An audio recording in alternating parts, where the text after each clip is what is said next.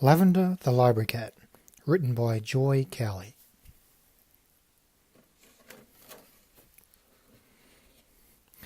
Lavendar the Library Cat was very lazy and rather fat.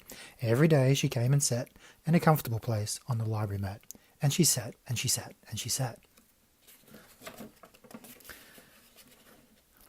The children came in and talked to her. They tickled her chin, they stroked her fur. Lavendar gave a contented purr, but didn't stir from the library mat, where she sat and she sat and she sat.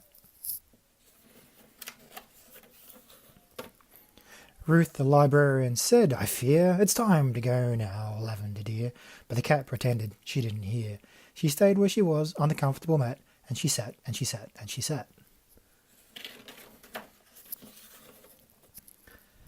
The last of the books were stacked away, the doors were closed and locked for the day. The evening shadows grew long and lay across the cat on the library mat, as she sat and she sat and she sat.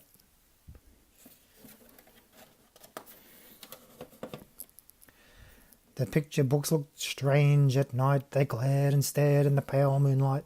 Lavendar's whiskers twitched with fright, but she stayed where she was on the library mat, and she sat and she sat and she sat.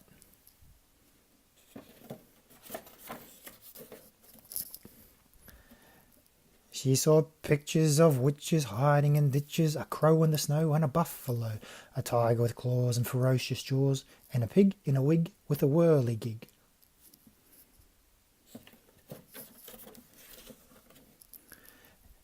She saw planes and cranes and runaway trains and ships in a race through outer space. She saw frogs and hogs and growling dogs and dragons and things with scaly wings.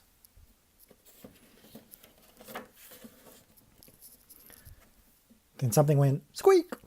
That was too much for the library cat. She jumped up from the comfortable mat and she scat.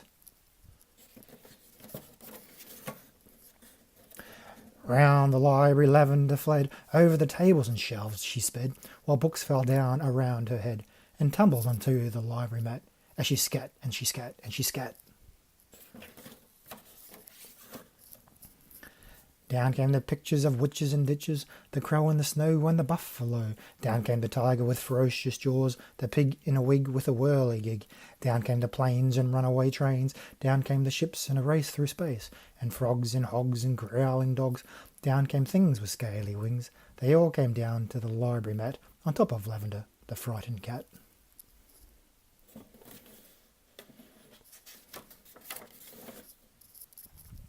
Ruth the librarian came next day. "Burglars!" she cried in loud dismay. Lavendar decided not to stay. She sneaked away from the library mat, and home she ran, pitter-pat, pitter-pat, pitter-pat.